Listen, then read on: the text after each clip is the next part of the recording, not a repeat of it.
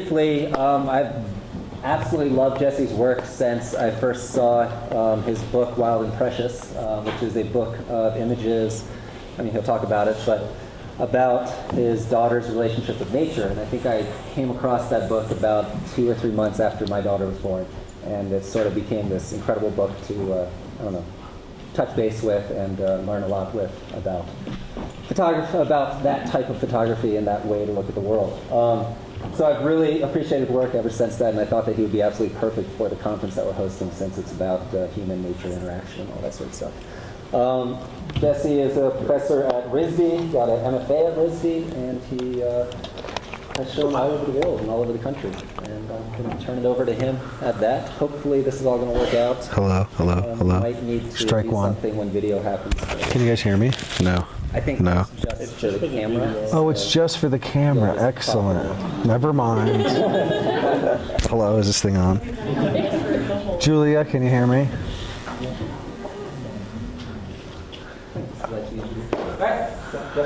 All right. Hi. Hello, everyone. Hello. So I'm just out of curiosity. So who in this class is in the exiting strategies class? Okay, so a good number of you. And are you all photography students or art students? Art. Just art in general. Okay. So I really geared my talk to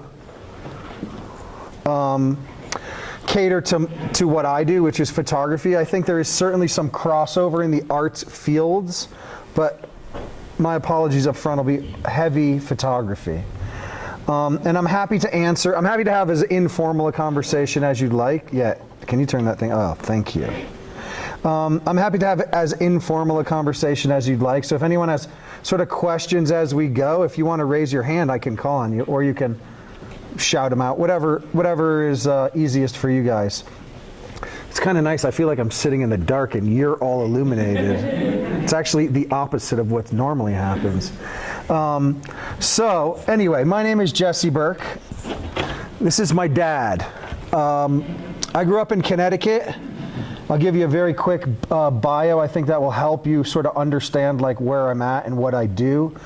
I grew up in Connecticut and I moved out to Arizona, became a photographer, became interested in the landscape in my early 20s and was taking sort of landscape photographs about what I perceived as sort of the destruction of the desert by man and building houses and getting rid of natural habitat and stuff like that.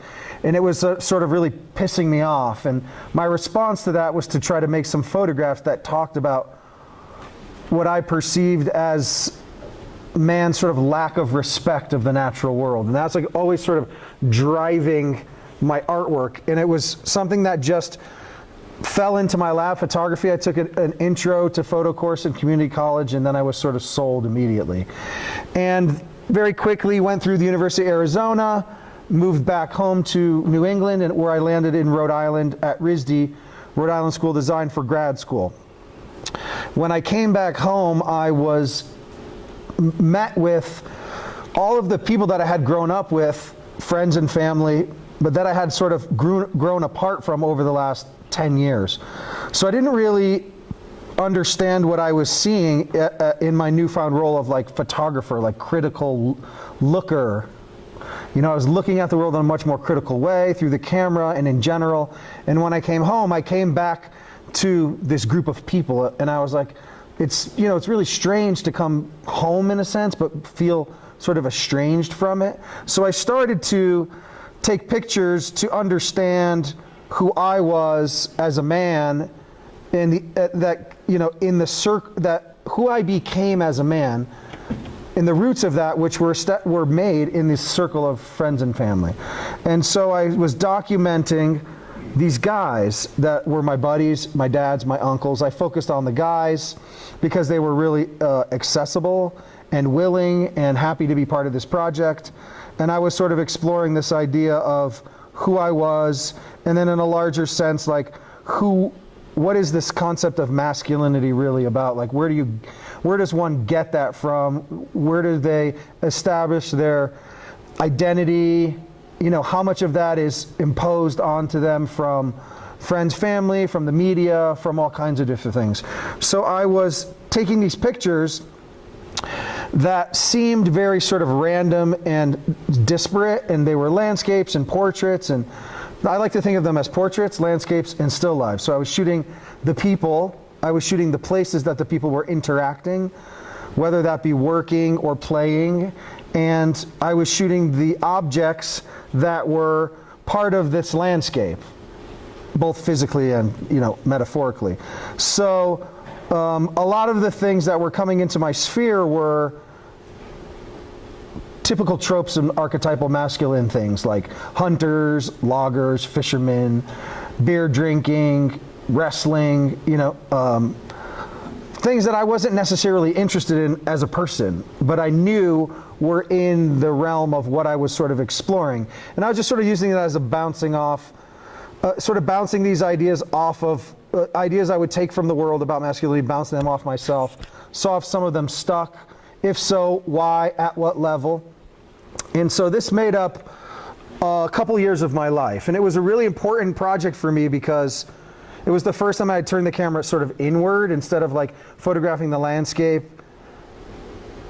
and having simply, you know, just sort of like beautiful landscape photos. I was now taking portraits and taking pictures of objects and also then taking these landscape photos. And it was sort of an interesting way of working for me and a new way of working where I could basically set a rule where I could take a picture of anything I wanted, and as long as I can figure out an angle on how it played into my concepts, it was fair game for including it in my work, which is not really the way that I was sort of instructed as a student. I was basically taught to work serially, pick a topic, go out, shoot pictures about that topic. The way that came across in all my classes was basically 20 pictures of the same thing, more or less. You know, some variety. So that was an exciting building block in my life. So I graduate from RISD, and this happens to me. And this is the very last picture in the project, Intertitle, which was my first real body of work. I had a daughter. Her name is Clover. I had agreed to, I had an arrangement with my wife that once I finished school, my time, you know, to do things for me and my career was going to be relinquished to the family concept. So I was like, okay, I'm done with school, let's have a kid. And we had this kid, and so the kid was very separate from my work. She wasn't part of this masculine world that I had created, whether false or real. I was living in that, both in the hyper sense and in, you know, much less hyper sense, because we were sort of generating ideas in our minds and then making photographs about them. Not only just simply drive around looking for things, we did that as well, but we then also would come up with concepts and then figure out how to make photographs about those concepts. Like, how do you make a picture about the fragility of masculine identity, you know, without, you know, driving somewhere? You know, so the way I approached it was I would think about it, come up with a plan, and then go execute it. And that worked pretty well. And then I had this kid, and she didn't really fit into my work per se, but she was certainly part of my life. And so what was happening for me at the time is that I was also trying to get my life together. So here comes the exiting strategies part. You know, like, what was I going to do? It's better to look at this one. Let's stay on that. I tell my students all the time, like, keep the slides moving. Don't stay stagnant. It's a real buzzkill for the crowd. So if I do that, somebody'd go like this, okay?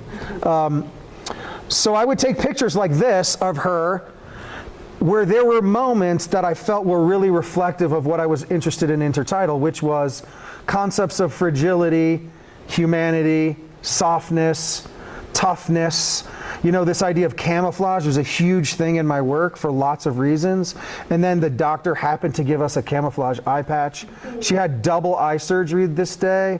It was a really brutal thing as a parent to sort of like live through. It was also the day that Michael Jackson died, the day she had eye surgery.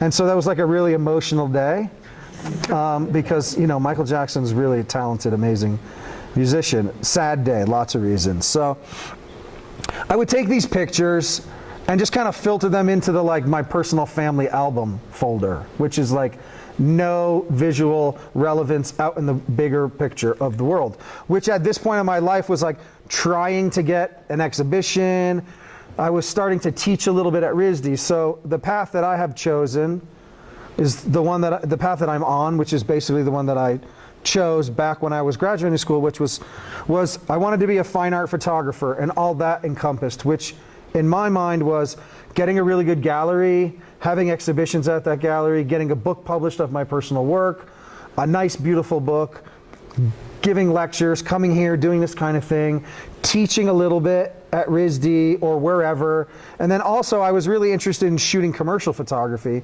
because I'm a real sort of pop culture junkie, and I'm really into sports and music and advertising and cars and, you know, all the sort of sexy things that were marketed to us constantly. I definitely am into that personally, but also like as a connoisseur of like concept, not just a collector of stuff, but I'm also that. So I knew that I wanted to work in that realm, which also includes magazine photography, like shooting pictures for clients that are magazines, but then also advertising, like shooting pictures for like Dunkin' Donuts or something like that. And so I was trying to get that off the ground. I was working as a photo assistant, and my daughter was born. So now I'm working as a photo assistant, I'm shooting my projects. Intertitle was basically over. I was very fortunate to be very serious and a little bit older when I graduated. So I was like in my early 30s when I graduated from grad school, which is kind of in the average range, I think, at the time for me and my school and classmates and stuff. But I was really, is it helpful for you guys if I give you like tips on what I did to help you sort of maybe do the same sort of thing, or at least think about it? Like, because I think the hardest part of like exiting is like, yeah, now what? Because the reality is that like the second you graduate, you're my direct competition, and I have like 15 years advantage on you, and there's people that have 30 years advantage on me. So there's always people like sort of at the bottom of the food chain. And so how do you help? Part of my goal as a human, teacher, considerate person, photographer, is to help students do that stuff, because no one really helped me do it actually, which is really pretty crappy, but I think it's just the way it was. People are very weird and sort of keep everything close to the chest and don't want to relay too much information and to be like forthcoming with information, and I don't really play that game. I'm happy to be an open book and tell you guys whatever you want. Like I talk about money all the time and people are like, oh my God, I can't believe you discuss money, because that's the one thing that no one will talk about. But like if you don't know it, how do you learn it? You know, it's like, I'm not interested in keeping that information from you. Not that my teachers were, but anyway, you get my point. So one of the things that one can do when they're graduating is, you know, start to really focus on their art career. And there's a very open-ended statement. So you can enter competitions, you can be part of member shows, you got to get out there and show your work to people, you got to email people, you know, have a very clear message, have a really good package, like an artist packet. I don't know if you guys have talked about like sort of entering the real world, but like an artist would typically create an artist packet that you could then send to a curator at a museum, and it would include all your sort of vitals and stuff like that. There's a million, you can just Google that, and then there's like 10 million websites how to do that. But, you know, no one told me that. I did take one class with Henry Horenstein, who's an incredible photographer, incredible human.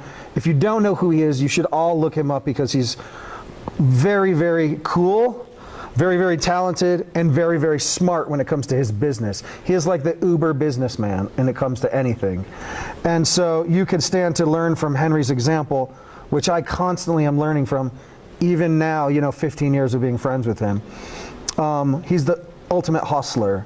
And so, you know, basically you're trying to figure out your hustle, like what are you going to do? And so you can do the art thing, which is sort of all the things I told you. One of the things that was really instrumental for me was going to Review Santa Fe, which is a sort of a curated photo retreat in Santa Fe where they accept 100 people from an application pool of, you know, thousands. And you go there and you have individual meetings with people in the industry. You can pick curators, magazine editors, advertising people, book people, gallery people. You kind of pick who you want, you go talk with them and you say, hey, here's my work, what do you think? Are we going to work together? Something, something like that. You're sowing the seeds of your future garden. And I mean, it sounds really corny and really cliche, but I would say like it's a marathon, not a sprint. So like forget that idea of like instant success. I just think it's really, really, really rare and really unrealistic. And I would say I am on the very fast end of things in terms of how things happen for me personally. And I know I know how rare it is. So I would never use myself as an example, actually. But I'm always thinking of it as a snowball. So like you're always meeting people, figuring things out, sharing work, talking, going here, doing that. And you're sort of building your sort of snowball. Think of it as your like, I don't know, your community. And so, anyway, I'm stopping on the slide. Sorry, whoops. So, I was very fortunate to, right out of grad school, enter a review, get into that review in New York. I went into Review Santa Fe. I got a great response from Review Santa Fe. I had been sharing my work like a maniac while I was graduating with the world. And so I had gotten some gallery traction in a gallery in Seattle. God, I forget that just this morning I wasn't this close to Seattle. We're not that far from Seattle, I guess. In Seattle, which is like the other side of the world for me, and we live in Rhode Island, they were like, hey, we love your work. We want to give you a show and make a book of your work. I was like, wow, what, really? That happens? And they were like, oh, by the way, like we're going to pay for the whole thing. You don't have to pay for anything. This was in 2005, so a long time ago. And so that was a really amazing thing. And, I would also just sort of caution you to think of this as a business. You may not want to, and it's kind of annoying and ugly to think about it in terms of business, but it is, if you are an artist, you are essentially a freelancer. So you're like a plumber or a carpenter who owns their own business. And like, yes, word of mouth is great, but it's not the only way that you can generate business. Like they take out ads and they do all this kind of stuff. They have a great website. In 2005, people they weren't even having websites. I didn't even have a website at the time. So anyway, when I got to Review Santa Fe, I had a book that was published. I had a gallery that was showing my work. So when I had my meeting with my gallerist that I have now, I said, hey, here's my packet. Oh, and by the way, I have this book. I was really prepared.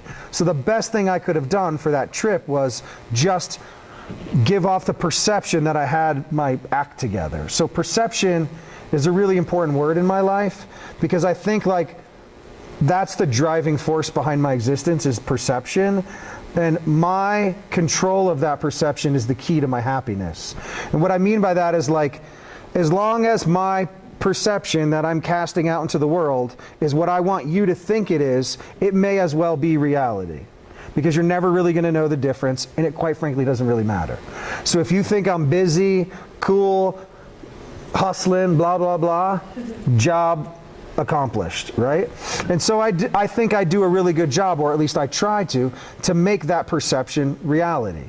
And sometimes it's more true than other times. And there's a lot of different ways to do that we can talk about, like a sort of off the record or whatever. But anyway, getting back to this stuff, I was getting my art stuff cooking. I was shooting that intertidal stuff, which was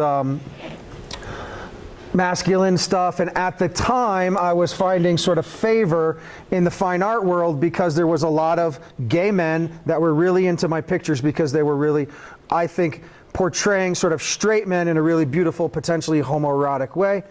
It was a sort of a lot of pictures that were crossing the scale of like hetero to homosexuality and all of those things involved, which is part of the masculine sort of the situation with masculinity and being male and blah, blah, blah. So they were really into the work, and that was really fortunate. It wasn't something I planned on, but I went with it. And I had an exhibition, and I sort of started a collector base, and they were buying these pictures that were, in these collections where there was a lot of, I'm just being very specific, and you'll see why later, a lot of gay men buying pictures of guys doing push-ups with their shirts off for their collections because that's the kind of work they collected. And I was happy to sell them and make them because those were the pictures I was taking. And so then I had this kid. And so that intertidal wrapped up, the book was up, the show was over, things were going good, and then I went on a road trip, and I was sort of, doing a little self-assessment about parenting and what I'm doing with my life. And I decided that my next project, so you're going to have this moment in your life probably, which is a really frustrating moment, where you end one project and you have no idea what you're going to do next. It's a really tough thing. It may be on the horizon for the graduates, because school is like the nest, the proverbial kicked out of the nest thing. That's real. It's painful. And if you don't have something to keep you going, I would advise you start a mini project before you graduate, so you can kind of have something to keep your feet wet while you're out there. I didn't do that. I just had a kid, and then I was like, I'm going to start working. And I started working in commercial photography, and I stopped shooting fine art basically completely just because I was busy. And so then I went on this road trip with my daughter, and we would see these things. She was on school break. She was 5. We were driving around. My wife has a regular 9-to-5 job. So when the kid has vacation, I'm the babysitter essentially, which is totally cool with me. We went on a road trip. I'm like, oh, let's go shoot some landscape pictures in Maine. Long story short was, I just did a lot of sort of soul searching on this trip, and I realized that one of the things that is really important to me in my life is the environment and nature in general. And so how does that affect my kid? Or how does that affect me as a parent? And now that I'm a kid, what is that all about in my new role? New role being 5 years. But I decided one day, just like any sort of good thing, I'm going to start taking pictures of my daughter, and I'm going to start taking pictures of our interactions out in nature. And one way that I can engage her in the nature lover business is by planting her physically into the spaces. So we drove around and traveled around the country essentially for 5 years doing just that, exploring the country, taking pictures of, and now back to my other comment from Intertidal, taking pictures of whatever happened between the time we left our house and the time we arrived back at our house. So whatever it might be, the food we ate, the hotels we slept in, the incredible things we saw, the incredible things we found, her bloody nose in the shower, and, going to the top of Mount Washington in New Hampshire, and all of these things, we were very physical with the process, and I just basically documented that. And so, it was a love story between father and daughter. And so fast forward now in 5 years, and very randomly I was ready to sort of wrap up my project, Wild and Precious, and then you're back to businessman mode. I go artist, business, back and forth constantly. But once you're done with a project, you sort of take your artist hat off, and you got to figure out, okay, now that I'm done shooting this work or making these paintings or whatever, you have to figure out how to sell them or market them or whatever you're going to do with them next. Otherwise, they're going to live in your closet, and that's really just sad for lots of reasons. One, mostly because you want to share them with the world. You made them because you care about them, and you love them, and you want other people to care about them and love them and talk about them and ideally buy them and put them in the museum at the University of Wyoming and whatever. You know what I mean? There's a lot of stuff you can do with your work. So doing nothing isn't really an option for me. Also, by this time I had now another daughter and more food to buy, and commercial photography was happening concurrently, but in a different sort of world, over on the right, and the art was happening on the left, and they were sort of very separate. And so I came across this guy who I had known, and I was just wrapping up, and he's like, hey, I would love to publish your book. I had been teasing it out into the world. Instagram had been invented, and websites were obviously a thing by then. And I know it sounds so crazy to say, but in 2005, not a ton of, the website thing was big, but not now it's just like pretty standard. It's very strange if you don't have a website.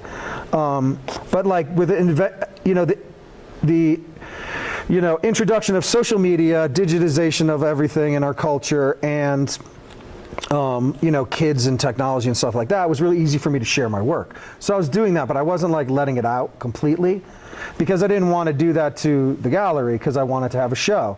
So he agreed to have a show. The publisher agreed to publish this book. And so then we published this project, which is Wild and Precious. And so this is a series of those images that sort of embraces the original ideas of like our sort of disconnect and connection and need for more connection with the natural world, but also like sort of the innate vulnerabilities of being human, and like, you know, exploring like really physically and intimately, like how can we be more connected to nature? How can I as a dad connect my kid to take better care of the planet than I did, and much better care than my dad did, you know? So interestingly enough, like that picture of me holding Clover was like the first really important picture I made, because it was like the end of my role as son and the beginning of my role as father, which was also like a different artist role for me, but also a different role in lots of different ways. Businessman, father, artist, commercial photographer. And so I was doing all these pictures, and I sort of had this like really weird like sort of like binary view of my existence, which was like artist, commercial photographer, separate. I don't know why, because it seems really strange to sort of isolate yourself like that, but I did. And so what was happening is that like, and I'll keep commenting on Instagram because it was become a really big thing for me. Instagram was born in 2010, and I very quickly adopted it because I loved the fact that it was like Twitter for pictures and not text, especially in the beginning.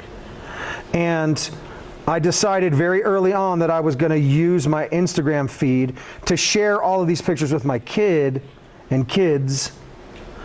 with my family and friends, and it was going to be totally separate from my professional life.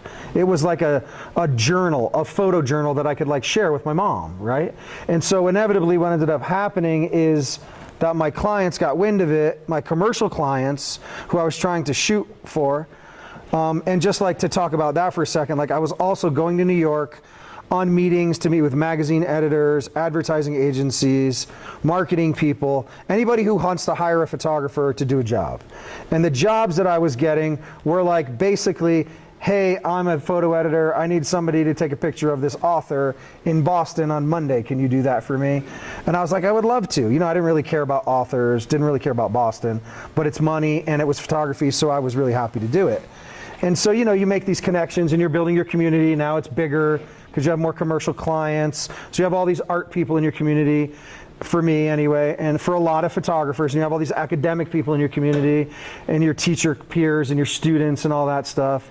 And then you have all these commercial elements to your community, like advertising, magazines, blah, blah, blah. And so everybody's getting Instagram, everybody's into Instagram because we're all visual people and we're all into photography. And most of the people that work in the industry are like either photographers in their own right, or they really want to be photographers, but they're doing something else because I don't know why, whatever. They couldn't like cut it as a photographer, so they're a photo editor. They still get to work with photography and make photography, but they're not making their living making photography.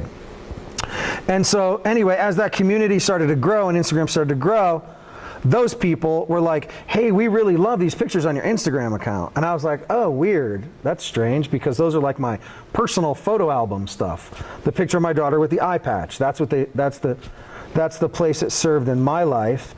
And so as Intertitle was cooking along, I was also taking pictures with my phone. So the iPhone came out.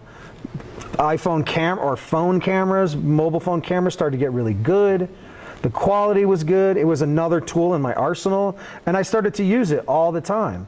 And I was now shooting pictures with my digital camera and then also shooting pictures with my iPhone every time I took pictures. So I started working in this like dual medium in a way. And like it doesn't seem that different maybe on the surface, but like one is like held horizontal and formally composed. The other one is held vertical and like very quick and dirty kind of thing, at least the way that I do it. So it actually served a totally different purpose for me. And so fast forward through the end of this project, I used all of that sort of like progress and digital momentum in the photography world to use in my sort of marketing when the book and the show came out. So now I'm like a marketing machine, and I'm an Instagram person, and I'm doing Instagram, and now my clients, both commercial and fine art, are following me, and we're staying connected sort of more organically around photography through digital media, social media, digital media. commercial photography and fine art photography. It's a big pool of chaos. And so figuring it out and like how you navigate that is a little bit tricky, but it's all in the spirit of the same thing, which is like taking a picture you love and sharing it with the world. And then hopefully you will hire me to do that for you, for your client, and you will buy my picture because you love it and you want it in your collection, right? Like that's the two ends for me. So I was doing all of those things, and that's basically where I'm at in my life still. I don't really foresee it changing a whole lot. I mean, maybe that's short-sighted of me, but that's the hustle for me. It's fine art and commercial combination with a little bit of academia in there. And so one thing that I sort of, I think one thing you should consider, and the reason I put this stuff into the presentation, how are we on time, by the way? Halfway or? Halfway. Okay, good. One of the things I wanted to like sort of just point out is that like something that I felt made me unique and a little bit different, maybe true, maybe not. I'm just going to go with it because I like the idea that it's a little bit unique, is that the way that I was making this work was different than what I was seeing certainly out in the world of photography. So what I mean by that is like back to this idea of like taking portraits, still lifes, landscapes, piecing them together under this umbrella of like a single concept. So I could take a picture of a beautiful sunset at a lake, and then a picture of my best friend shotgunning a beer and like being totally wasted. And the idea is still in there somewhere that we're dealing with this like romanticization of masculinity, right? So one's tender and gentle, one's aggressive and insane, but when you combine them together, you land in sort of the same place. So I adopted that principle to Wild and Precious as well. Again, whenever we left the house, whatever we found or saw or touched or experienced was fair game. So when it came to editing the book and the exhibition, it was really important to me that the viewer physically come on that journey with us in some ways. So what you're looking at here is the spread of the book. This is the page on the left, that's the page on the right. I just put a couple in here for you to see like how I want you to sort of travel through the journey. So the book is, ideally the book is seen as like an arc, and it was lost on you guys because I didn't mention, I just decided to let it go like right away. But like the way that I've established, even the slideshow is like the very first picture in the book is a photograph of my daughter sleeping when we first started the project.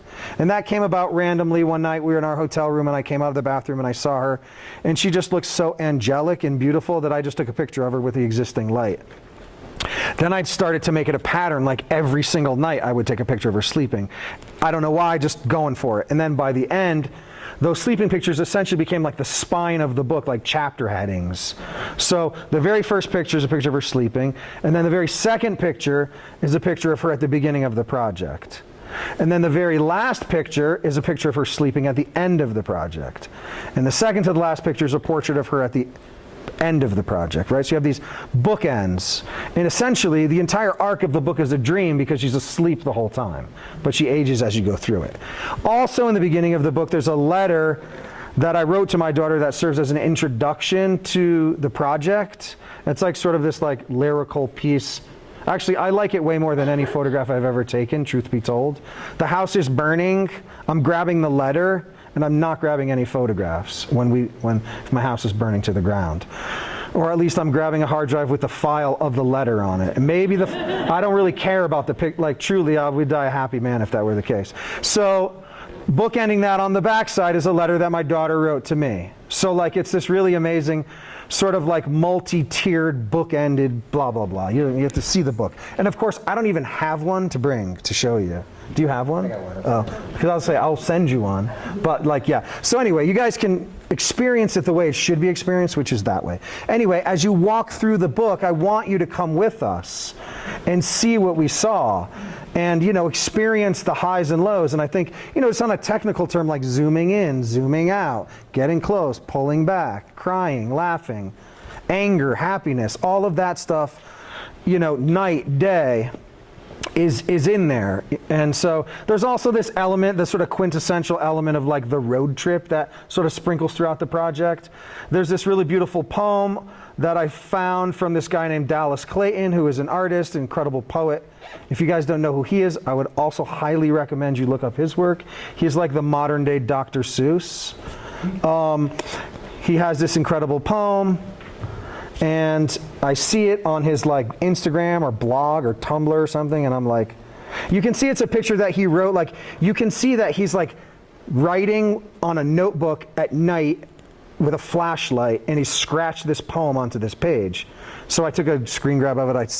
Found him, and I sent him an email and said, hey, I'm making this photo book. Like, I would love it if I could publish your poem in the book. And he's like not a huge deal at this time, but he's a pretty well-known guy, and I'm willing to pay him.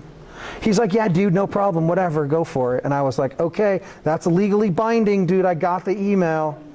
Like, don't come back later and get mad that the book is, I don't know, successful, maybe, fingers crossed. And so he was like, sure, yeah, whatever. He's kind of like a hippie surfer type guy, and so he was like totally cool with it. So anyway, my point in that is like, be open to collaboration with other people. Also, you know, like, I think, again, like, you're a business person, so you're always angling for yourself in some ways, right? I knew that if when my book was being made, I had really incredibly successful and well-known editors and authors contribute to my book, their name would bring more clout to the project than my name would, certainly. So I was wise enough to find the right collaborators and then figure out how to work with them at the book. So everyone I asked to work on the book with me did.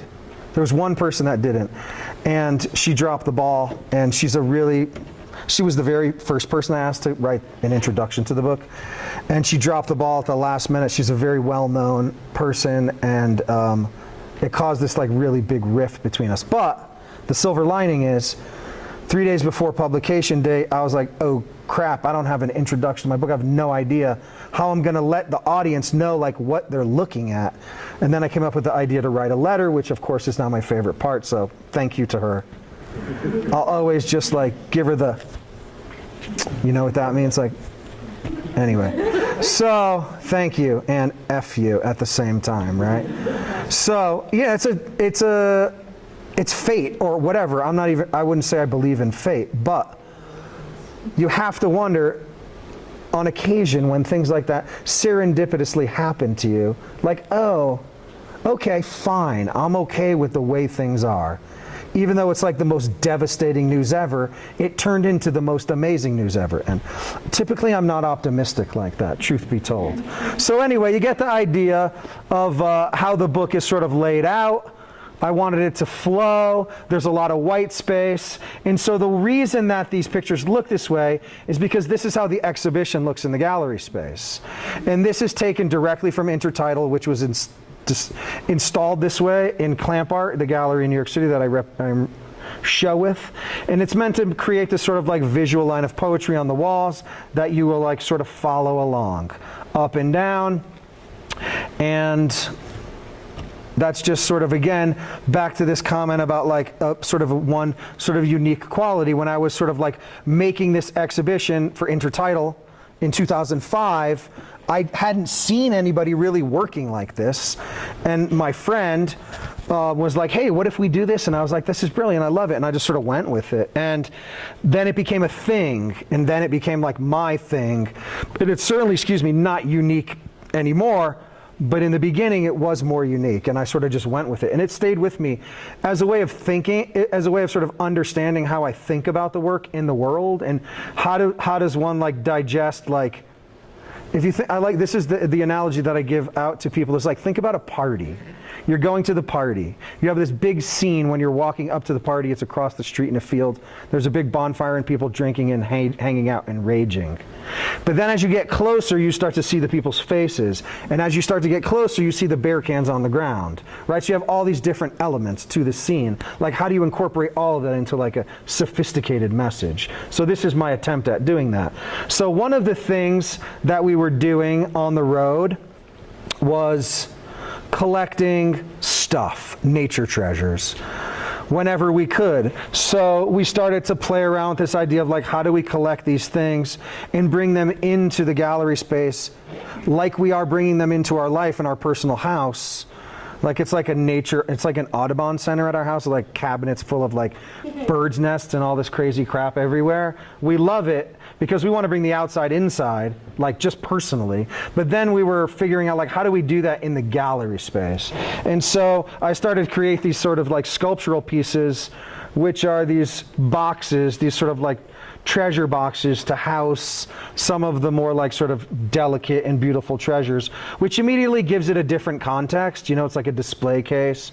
And so this piece, which is like my favorite piece, is a foxtail that we found from a dead fox. We cut the tail off and kept it, and we buried the rest of the body. But then my daughter's first haircut. So in the middle is my daughter Clover's first haircut. We cut the ponytail. And then the second one is I don't even know, maybe my third daughter, I have 3 now, third daughter's ponytail. So it's like foxtail and ponytail in this like infinity symbol, because I mean, in my mind, the wild fox and the wild children are the same thing. And so like, how do I get them to sort of appreciate one another and cohabitate in some ways, even if it's just make-believe, you know what I mean? So anyway, I thought it would be helpful for you guys to see the other part of my life, which is the commercial photography end. And I promise it'll all come full circle by the time we get to the end here. So back to the dude stuff. I would get hired to photograph. This is Brett Favre, famous football player, for Wrangler. So they're like, can you photograph, can you come and shoot Brett Favre for the new Wrangler clothing line? We love your pictures of guys running around in the woods. Can you do that for my client, essentially? It's a great gig. And so it's like right in my wheelhouse of like what I want to do, what I already do. These are all activities I probably would do anyway in my life, and now I'm just photographing other people doing the exact same thing. And so, it's taken me a long time to sort of figure out what I want to do with my life and then also photograph it. So this is a campaign we shot for Busch Beer in Vancouver last fall. And the model here, this guy, best guy ever, is my photo assistant, who then also got to be the stand-in and then was the model. So he gets to travel to Vancouver. We get to go like have an amazing experience. And then he also gets to be in the pictures and make money, get paid for me and them, basically. And so, so here's just to give you a sense of like where it lives for real life, when it's not just on my website, basically.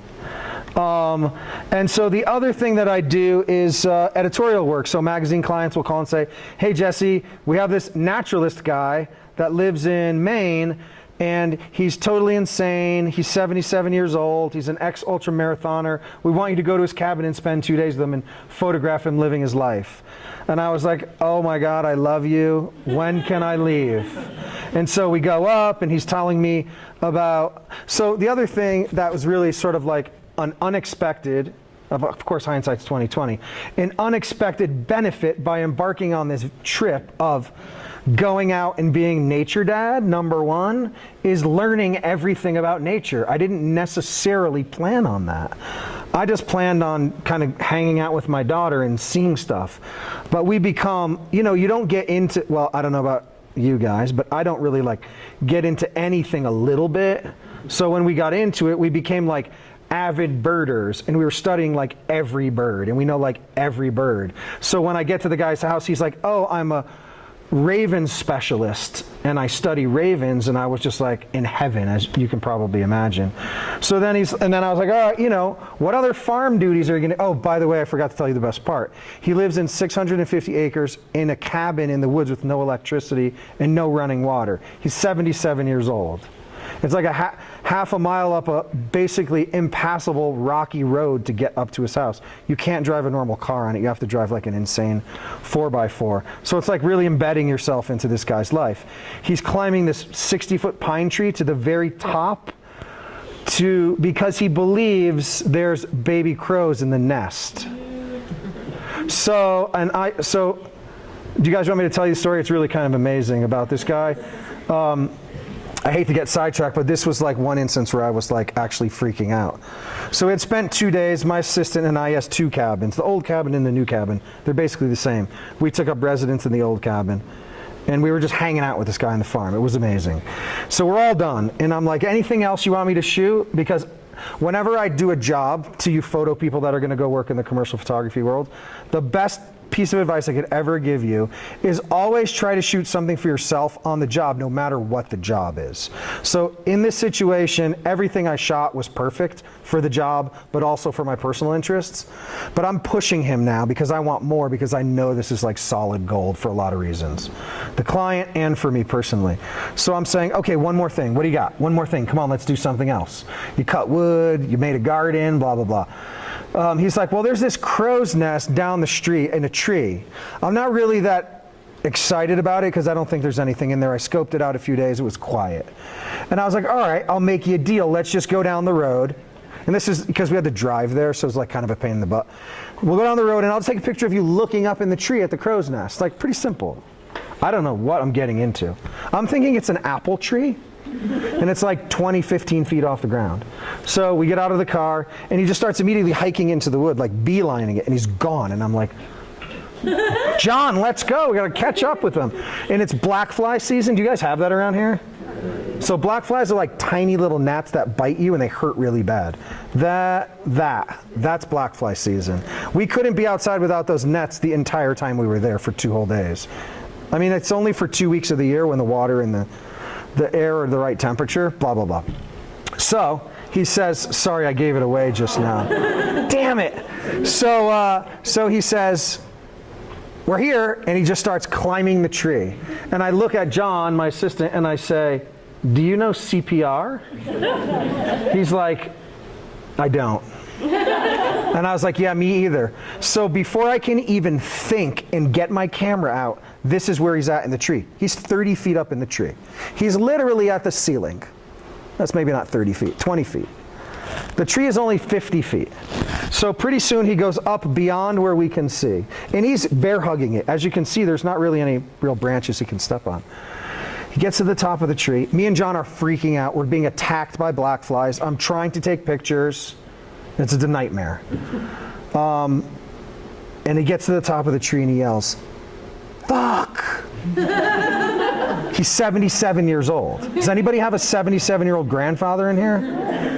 Think about that. 60-foot pine tree. He bear hugged it to the top in like 3 minutes. Like, I could never do that. Anyway, I'm like, what's the matter?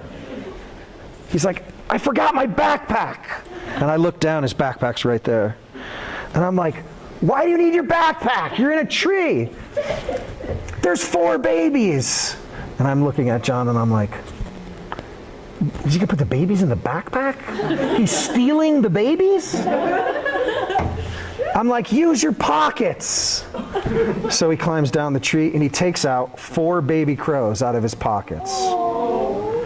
Turns out that he has a special permit from the state of Maine as a researcher, University of Vermont retired biologist, to study crows and ravens. And he went home with all of us, the 7 of us, me, Bernd Heinrich, which I'm going to certainly mention on our, if I fail to mention this at any point, you should remind me because it's a really amazing nugget. He is the most amazing author, and he writes about nature in a way like I've never read anyone else write about. So that's his main job. He's like an author now, and he does field science, and he writes about his field studies. So he has a permit to raise crows, which is a very rare, hard-to-get thing, apparently.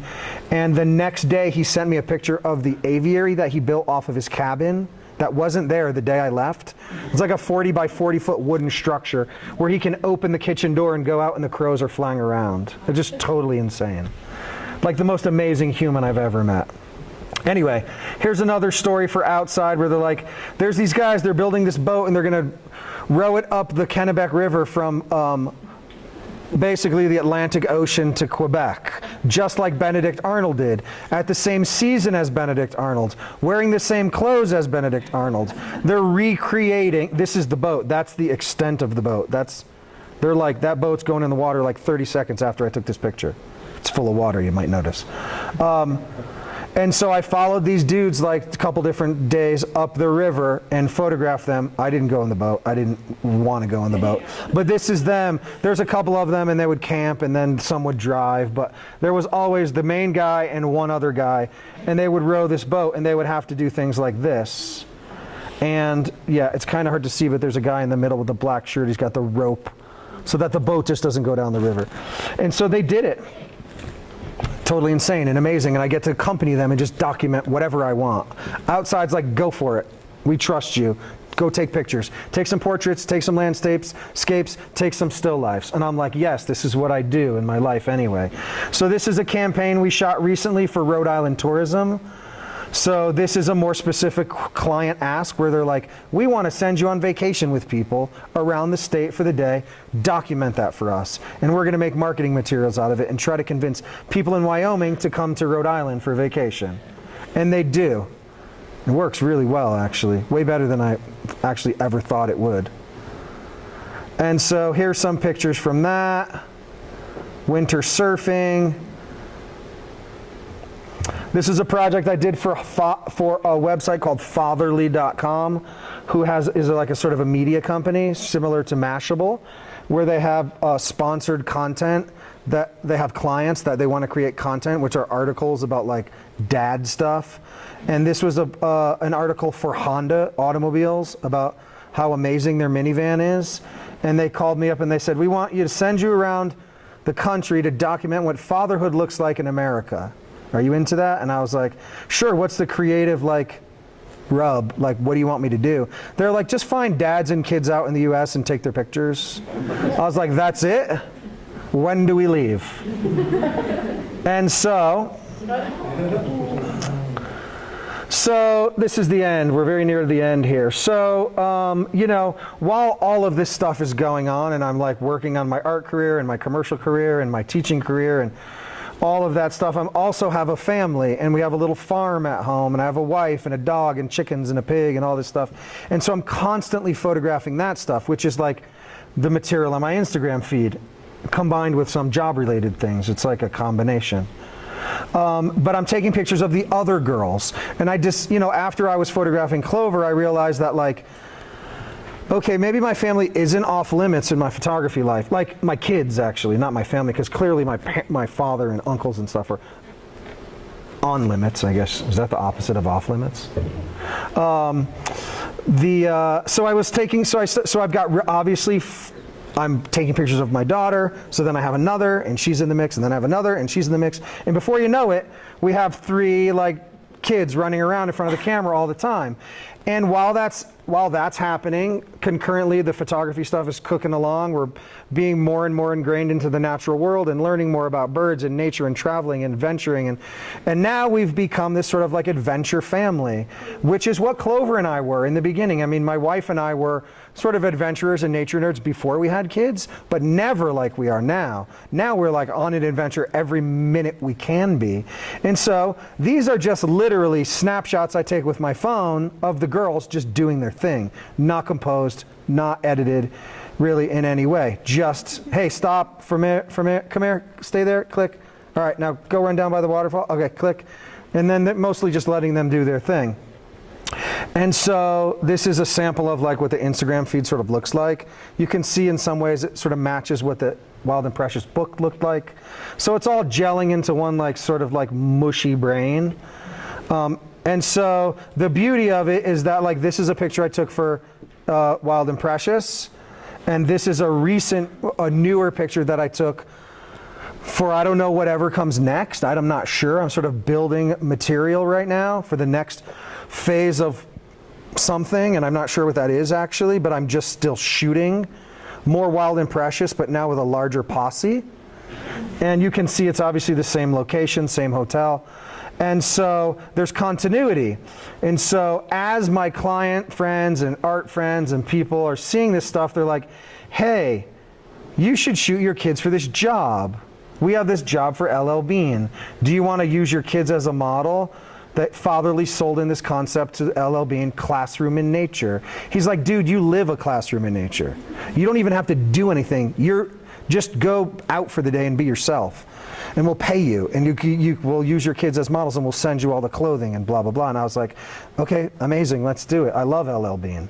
And so these are my 2 older girls, and we went out to the bird sanctuary, where you're definitely not supposed to like grab the baby swallows out of the bird box, but we do it every time anyway because we know sort of how to hold them and blah, blah, blah.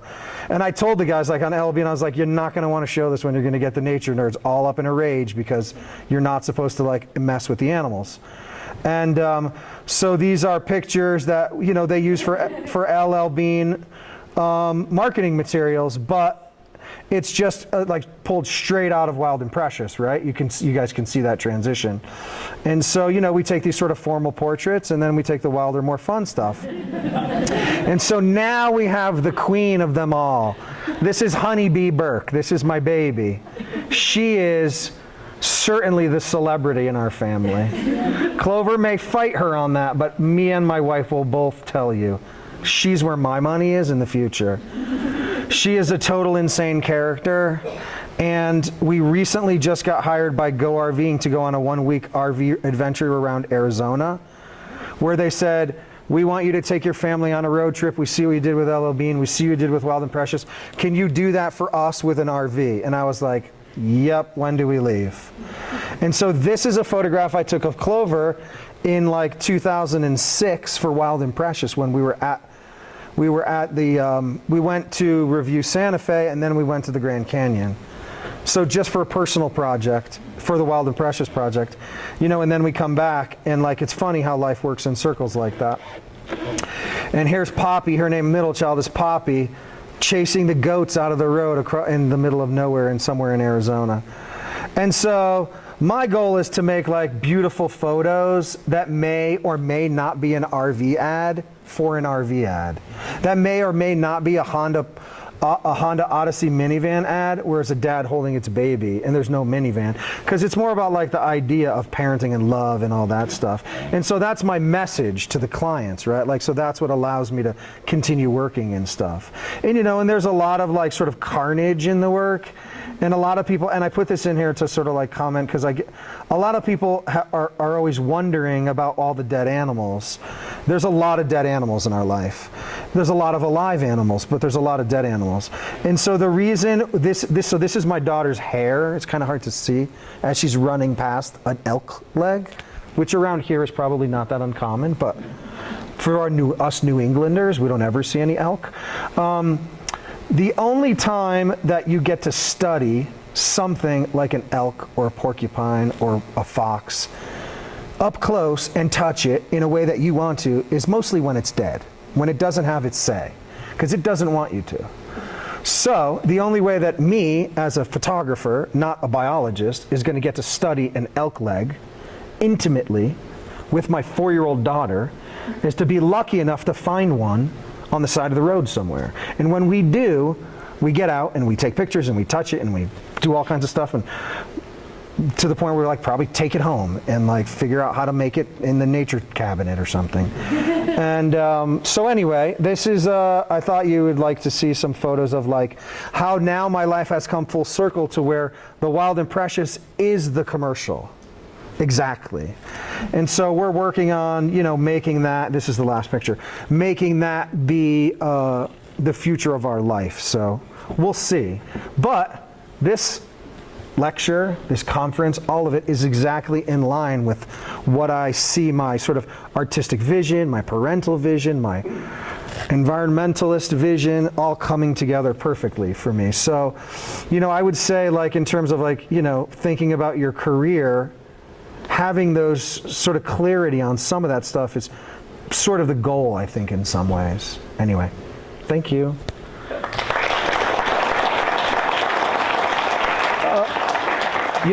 Actually, so I have one more thing I can show you guys if you want to see it. How's our time? Okay. Are we over? It's like 8:30. So what's that? Right on time? Right on time. To the pen. All right. So then, let me show you this, okay? Because I think you'll want to see it. But it's a video that I made, so we got to make sure the audio works. So we may not, maybe not. What's a oh? Well, the audio works on the You can try. Well, we can just go to the web too to find it. It's on the web. If it, let's see if it. Doesn't work as strongly unless it's on the main Do a computer. quick play. Can you hear it? No. No, it's coming from my laptop, that audio. Why don't we do some question and answer and we'll... Yeah, that's cool. Is that cool? Yeah. Yeah. Go for it. So, I mean, if you guys have any questions. So this is a video. The video I'll show you is a film that we made. It's only 3 minutes long. It's very short.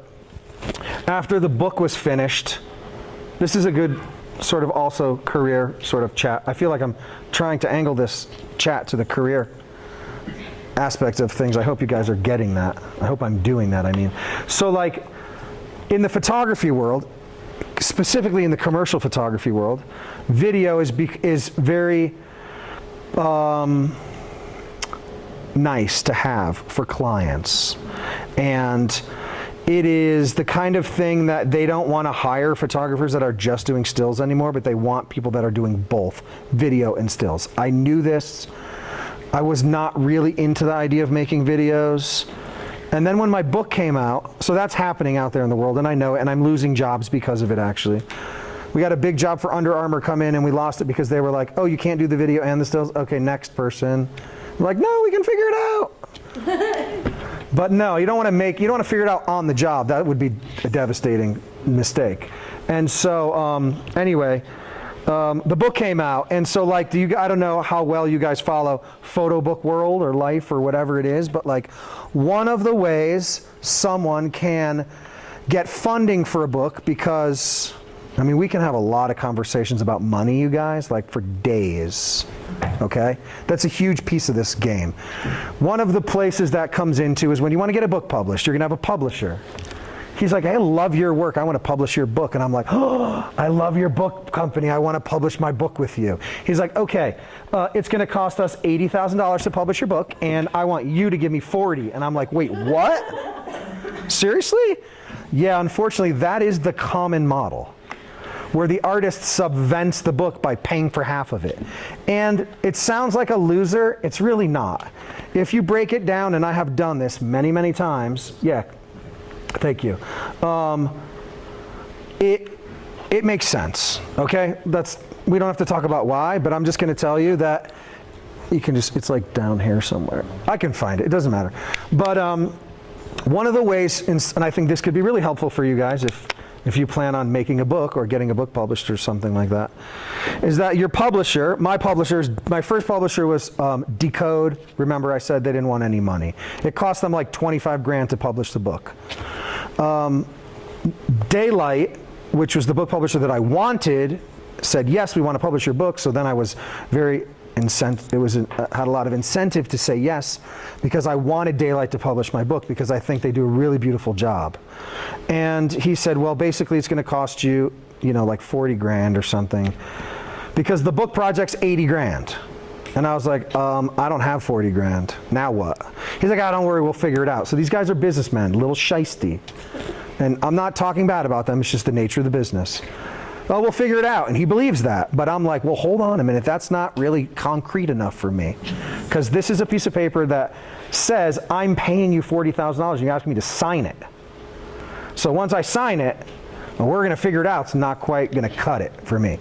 Oh, don't worry, I got the collectors are gonna buy your work, and blah, blah, blah. And I'm like, I don't know, man. I need to think about this, because I'm not getting in the whole 40 grand with you, because I just don't have it. It would be a devastating mistake. So one thing you can do, which is very wise, which I didn't do, which I wish I did, is to do a pre-sale on Kickstarter, where you make a video, and you're like, hi, I'm Jesse, I have this amazing book, and you should buy it. For $50, you get an advanced copy of the book, blah, blah, blah. It's a really good method, works really well. Henry makes all of his books that way. Henry Hornstein sells it out. Sells more than he asks for. Wants 30 grand, gets 50 grand. Because people know it, they want to buy it, and Henry needs that 30 grand to get the book made, so he's giving away prints and stuff.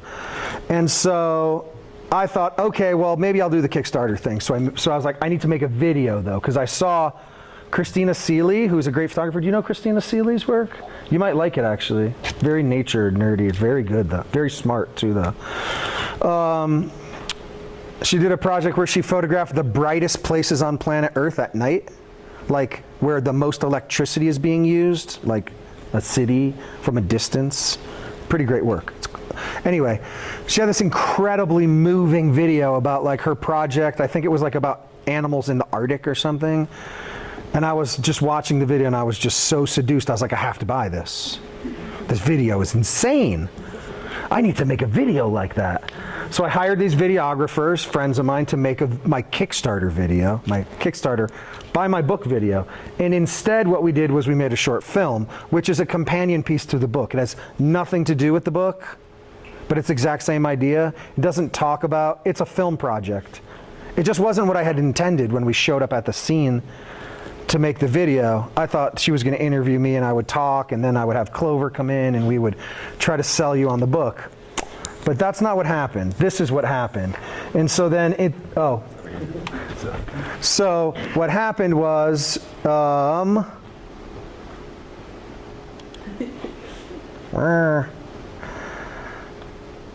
this. And so the audio is the letter. So when you hear it, you don't hear it because it's already not on. Is it even playing? Oh, it's playing.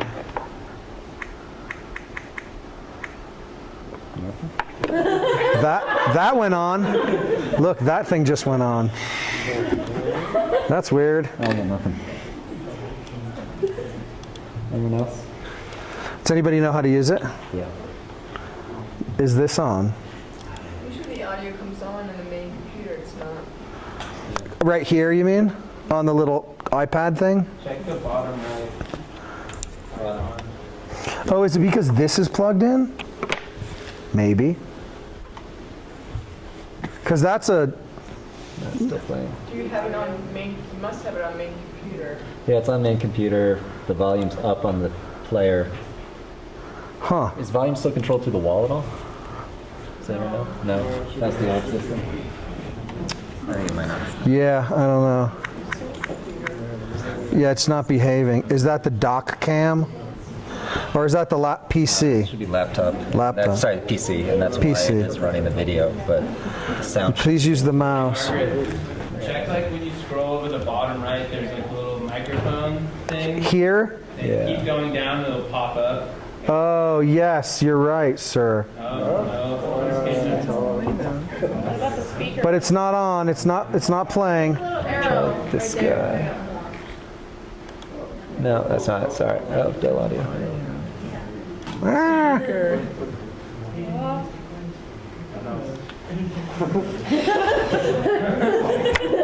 When in doubt, just slide everything up, I guess. Sorry. It's okay. Never had any trouble with this. Where were we? Here? It just turned on.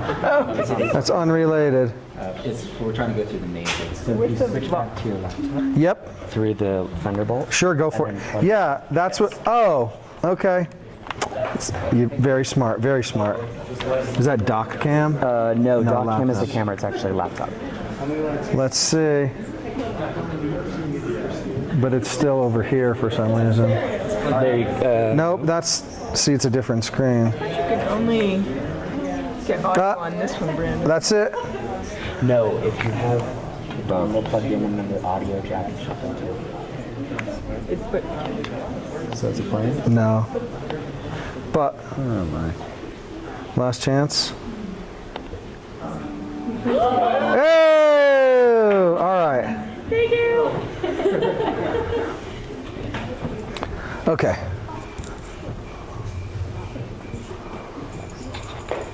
The woods are blanketed in blackness. A subtle reminder of how small and fragile we are. The fire crackles as embers float from the flames and mix with fireflies as they spiral into the sky. I sit here listening to the crickets sing you to sleep and wonder if you're dreaming of salamanders or sunsets. We've been roaming all day and long into the night out in the feral woods. We collected mica flakes on the summit of Mount Washington and watched the yellow-bellied sapsuckers drill shallow rolls of sap wells. You were tired and dirty, yet radiant. My heart swells. There are so many things I want to teach you. I want you to know which leaves belong to which trees. what the bumps of a toad feel like, the sweet smell and taste of wild honeysuckles. I want you to trust the night air, to not be afraid of spiders, to know things that I don't, things I was never taught. I want you to feel at home in the wild. My mind is full of moving images. You running down to the sea as the gulls laugh overhead. You collecting spindly strips of birch bark and downy striped turkey feathers. You and me quietly brushing our teeth alongside one another beneath the hum of the green fluorescent light in our motel bathroom. You ducking in and out of the massive drift logs as sunbeams cut through the dense fog behind you. You in the backseat with your chin up and eyes tightly closed, singing along to Johnny Cash while the humming wind rips through your hair. Each day is a new adventure that we enter as if upon a stage. Every day you are bigger and braver. I know I can't ask you to stay small, to stay innocent. Nature will run its course. You will change, you'll grow.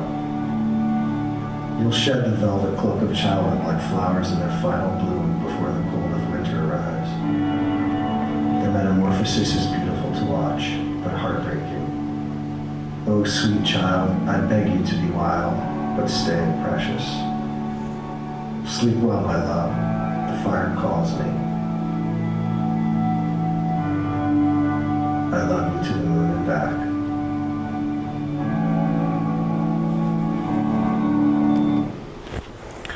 So as you can see, it's not really like a please buy my book video, but it's more of its own film piece, which for me became a really important part of my business because clients want to, they want to know that you can do multiple things. And this is the last thing I'll show you guys because I think it makes sense.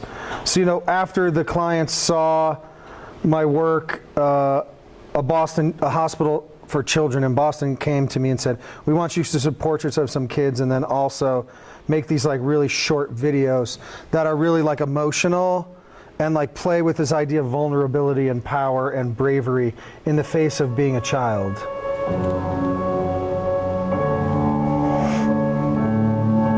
Sorry, Arm. I didn't mean to break you. It was an accident. I can't promise it's going to be the last time, though. Especially if I'm going to play for the Bruins.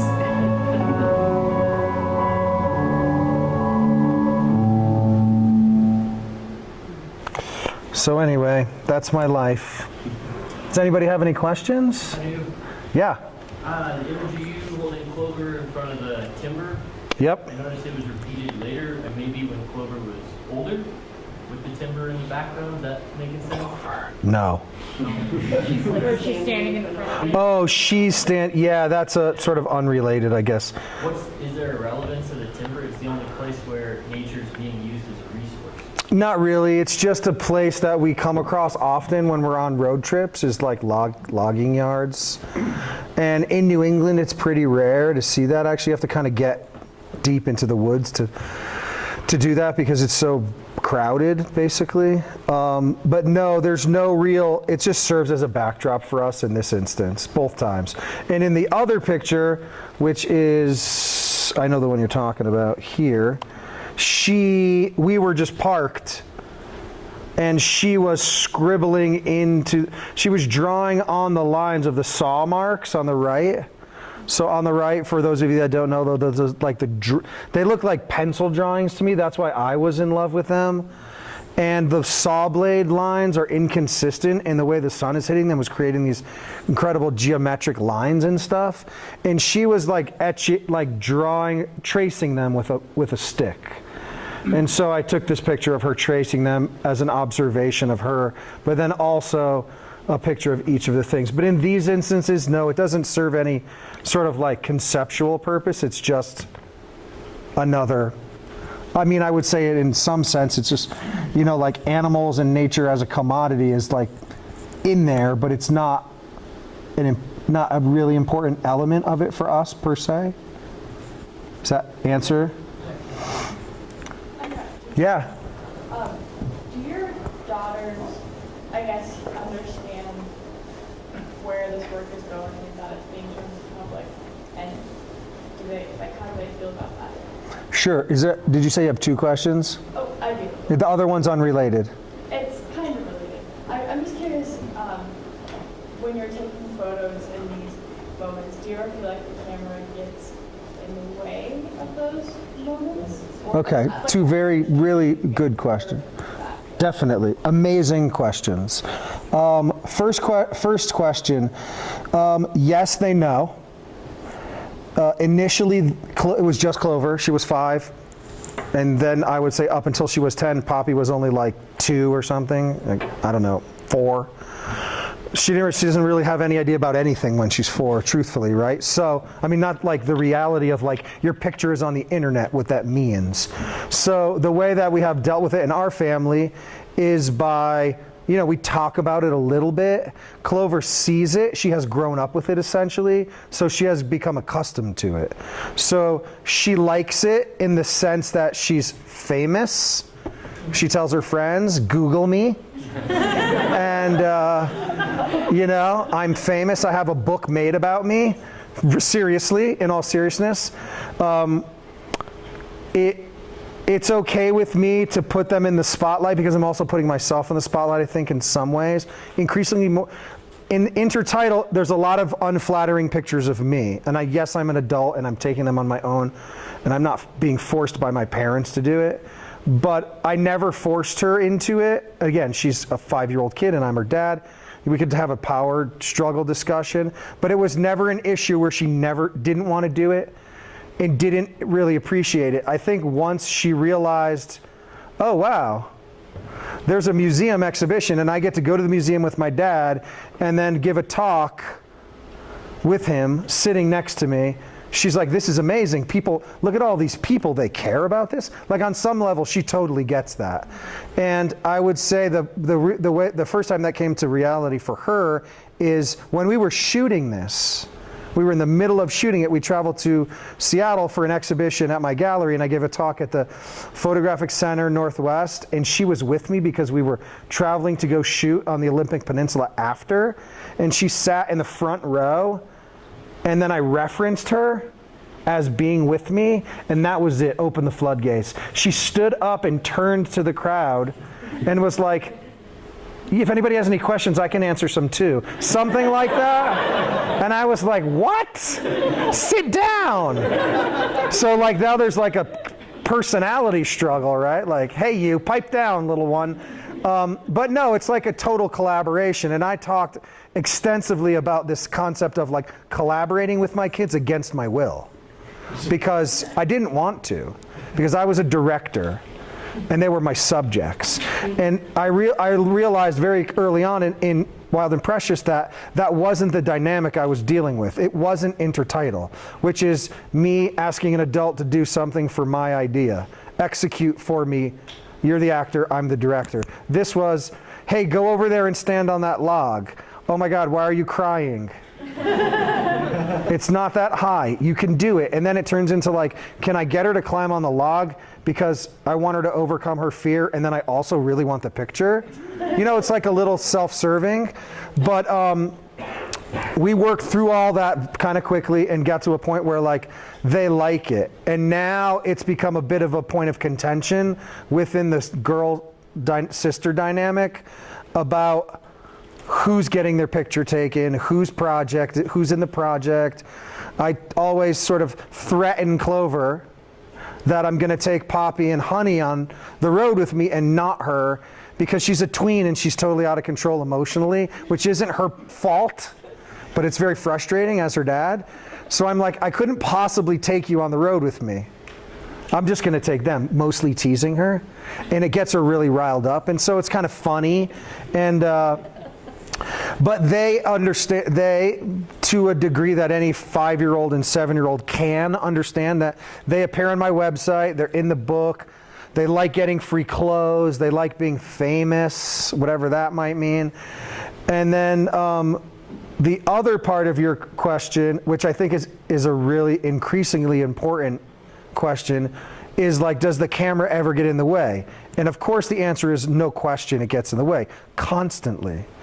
And I think we have come to a point, not recently, but we've been at this point in the culture where we're so over inundated by technology that we don't actually experience anything before. Like anything, we don't often, we being like the collective, everyone who has an iPhone, don't experience things firsthand purely anymore, but we use these devices to experience them for us so that we can re-experience them over and over and over. And I think that there's a problem to that, and I shoot myself in the foot as I say that because my job is to capture that experience on, film, if you will, to relive over and over for lots of different reasons. But I heard this amazing story about this guy who is a professional mountain biker who's sponsored by GoPro. And I don't know if anyone has read this in the New Yorker or something like that. And he was coming back from a ride, and he had like a total of like 10 cameras on him between his helmet and his bike. And he was riding back from his ride to the car. And as he got like near the car, he heard this like thunderous noise coming. And before he knew it, he was like surrounded by a herd of elk, and he was riding with the elk as one. And then the elk peeled left, he peeled right, went back to the car. He got back to the car, and he was like, oh my God, I can't believe that. That was the most incredible experience of my life. And I filmed the whole thing on 10 cameras. Well, he forgot that when he was back taking his gear off, he turned all of his cameras off. Oh. So his immediate response was not, oh my God, that was the most, was not still, oh my God, that was the most experience of my life. But his response to the situation turned to anger because then he didn't have the footage. And I was like thinking, oh my God, this is the inevitable conundrum of like, do I film the fireworks on the 4th of July or do I just put my phone down and watch them? And I don't know the answer. I try to do both. Being aware of this story, it's really sad because he was so happy and then so defeated. And he could have just stayed happy, right? I mean, like, nothing changed, I guess. You know what I'm saying? So, does it get in the way for us? Yes. Certainly, it causes strife. They're kids. I'm still a director at heart, and the dad, and the guy in control, and the guy paying for the trip, and I need to execute what I need to. And then when the client's on board, and they send us to Arizona in an RV, I need you guys to do what I need you to do. I need you to go play out inside in front of the RV for 2 pictures, even though you don't want to because, there's a lot at stake. So it just depends on the situation. But I'm okay with, I think we as a family are okay with the kids having this exposure. But it's increasingly something we're more aware of, like being careful about. Like their access to strangers and strangers' access to them, essentially, through social media and what have you. Does that answer it? It does. How a lot of the portrait senses, there are people who are actual models or paid models that don't know how to model. How do you break the barrier of uncomfortableness and to pose for pictures and instead establish like the connection between them and the camera that makes it more interested rather than just someone smiling? Yeah, I mean, I think that's the reason I get hired is because I'm able to, again, perception, like it's all going to go back to this idea of perception.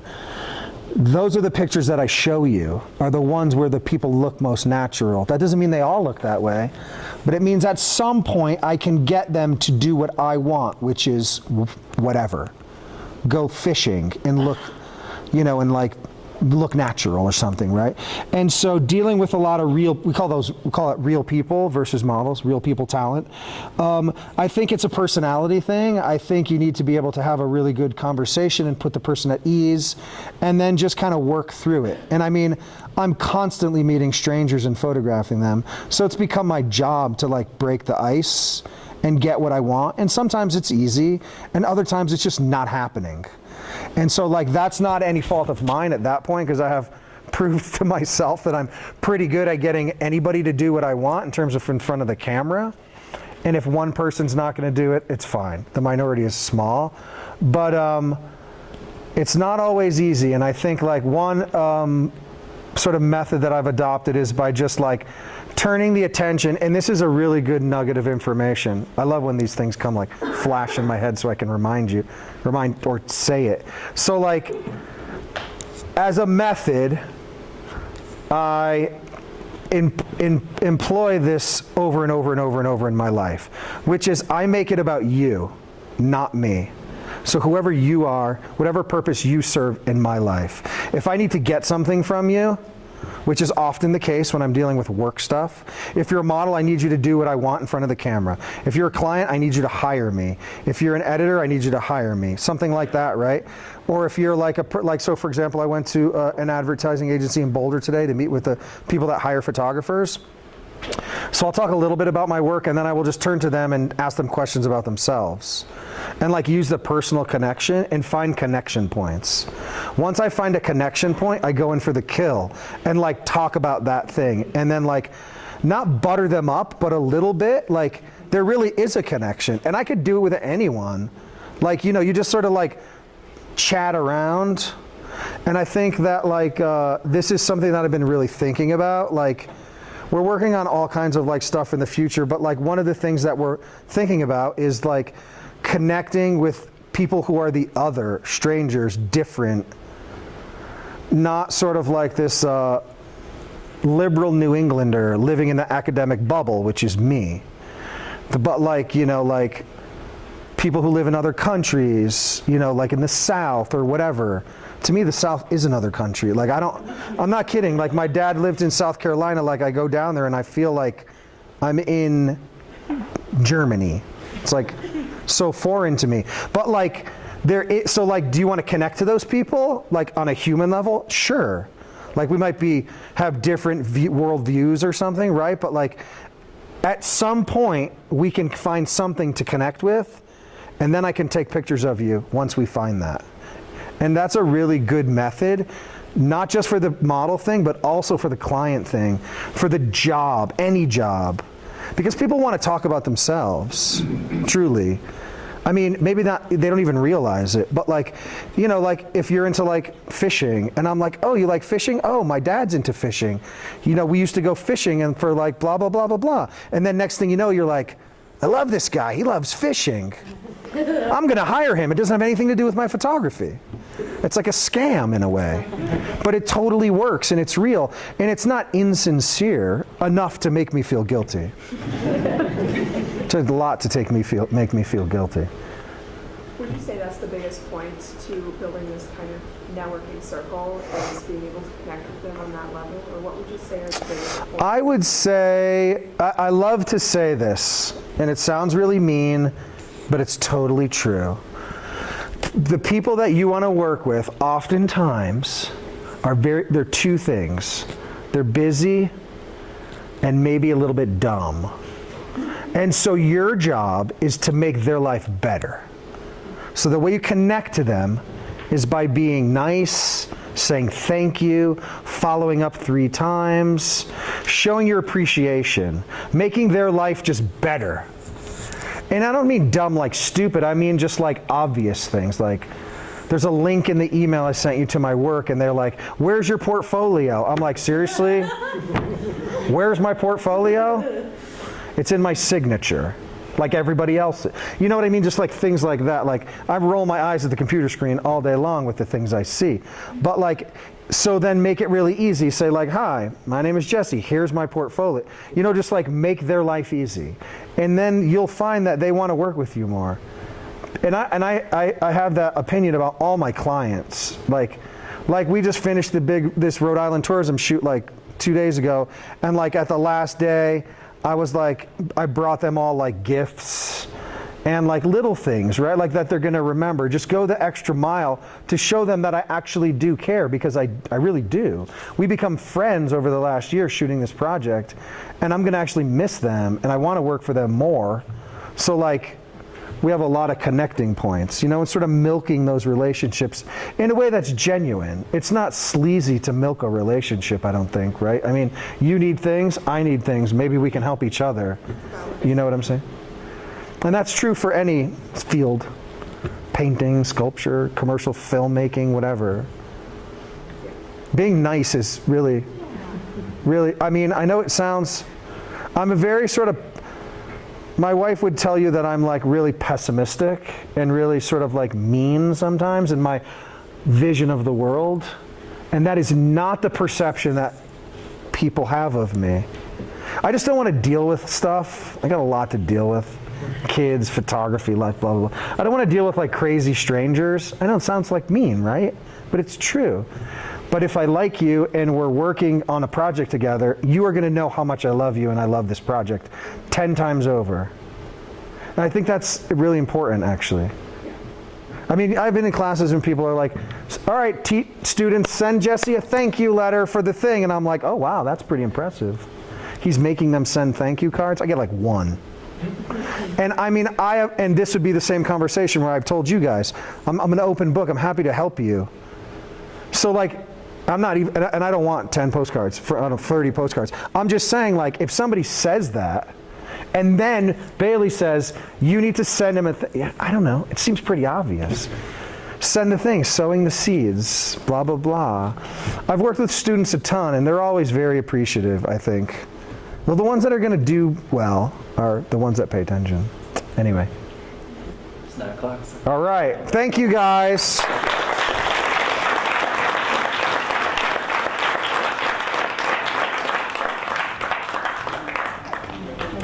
And if anybody has any questions, you can always email me.